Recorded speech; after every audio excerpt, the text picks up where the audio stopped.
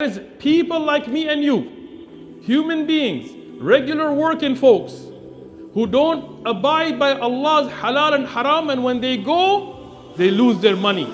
رب العالمين والصلاة والسلام على خاتم الأنبياء أشرف المرسلين وعلى آله وأصحابه أجمعين أما بعد. Today we are here in Las Vegas, the city they call the city of sin. A city built on gambling, on alcohol, on the mafia, on money laundering, on a lot of things that are absolute ills to society. And the solution to fix society from these ills can only be found in Islam. Because if you think about it, even if you go to the strip right now, there are churches up and down the strip. There are cathedrals, there are little chapels all over. Crosses you'll see lit up with the same lights that the casinos are lit up by. And you will find many people who go and lose all their money in gambling, who go and lose their houses, they lose their families, they lose their cars, they lose their careers, many of them unalive themselves. And none of that would be stopped by any other religious tradition except Islam. Because if you talk to somebody of the Jewish tradition or the Christian tradition or the Hindu tradition, they'll tell you it's okay to gamble. They'll tell you it's okay to drink alcohol. But our Creator, Allah subhanahu wa ta'ala, knew better what's good for us. And He knew better what's bad for us. So anything Allah made halal, He knew that it was something we can indulge in. And anything Allah made haram, it's because Allah subhanahu wa ta'ala knew better that this would be harmful for us. If we were to go out there and gamble, it wouldn't hurt Allah. Allah subhanahu wa ta'ala would still be Rabbul Alameen. Allah would still be the master of the universe and everything else that's out there.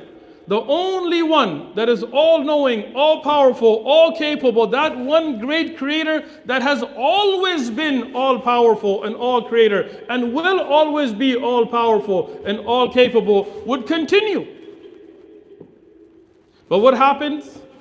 People go into these casinos and they think I'm going to win, and they're lured by lights and glamour and false promises, knowing the house always wins, knowing that nobody walks away. Even if you win one day, the next day you'll lose it. If you could win from the casinos, who would pay the billions of dollars all those executives pay? That they get paid from, where would that come from? You think it comes from the rooms? Or the food? No, they don't make money off that. They make money off you losing your money.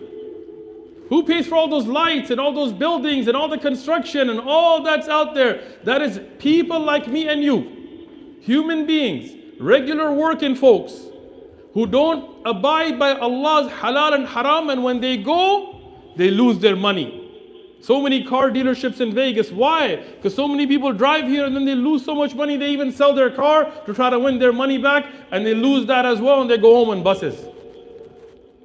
So many divorces, families falling apart. But what is the solution? Islam. Tawheed. La ilaha illallah. Alcoholism. Homelessness. What is the solution?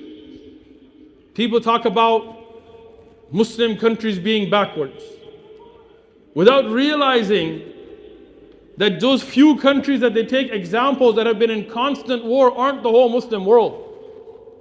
You go to Malaysia, you go to Indonesia, you go to the UAE, you go to Kuwait, you go to Qatar, you go to Saudi, more advanced than us today. The lowest crime rates in the world, Muslim countries. The lowest unalive rates in the world, Muslim countries.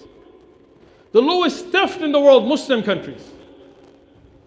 Look up the statistics about Doha and Dubai and Abu Dhabi and Kuwait City, and you will see that not just there, Turkey, other countries, functioning, beautiful Muslim environments.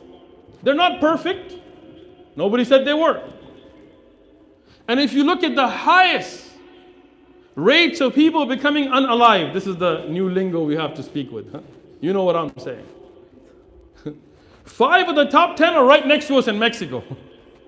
Tijuana and Juarez, in Christian countries.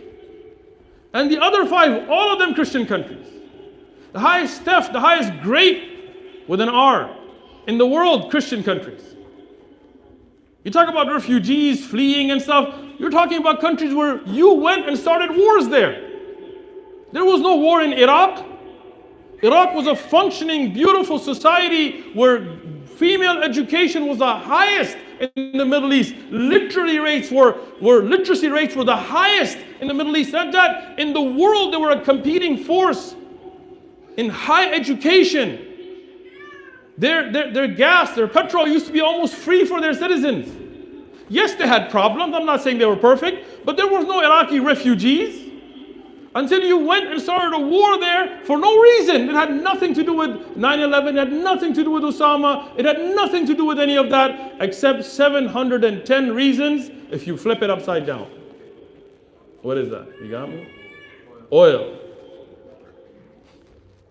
Suddenly Venezuela became a target.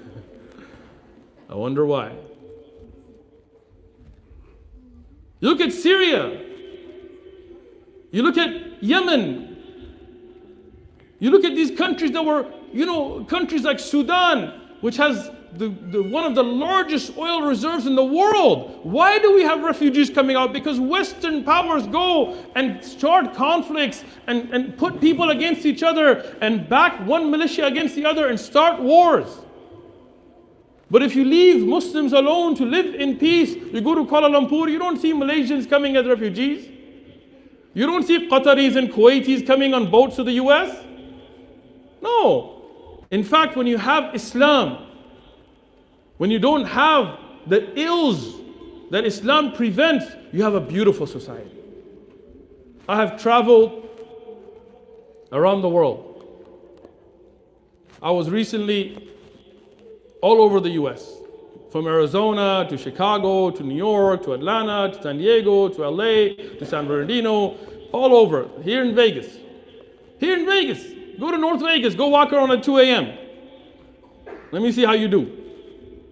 Go put a Rolex on your watch, leave your car door open, let's see how you make it. Go to O Block, go to South Chicago, go to New York, go to the Bronx, go to St. Louis, go to San Diego, go to Logan Heights, go any of these places. Walk around with your wife at 2 a.m., see how you feel. Now go to Dubai, go to Abu Dhabi, go to Doha, go to Kuwait City, go to Islamabad. 2 a.m. you can walk around with your family, you can have money, you can leave your car open, you're safe. So Islam is the solution. But my respected brothers and sisters in Islam, the problem that we are facing is we are not implementing the solution into our lives.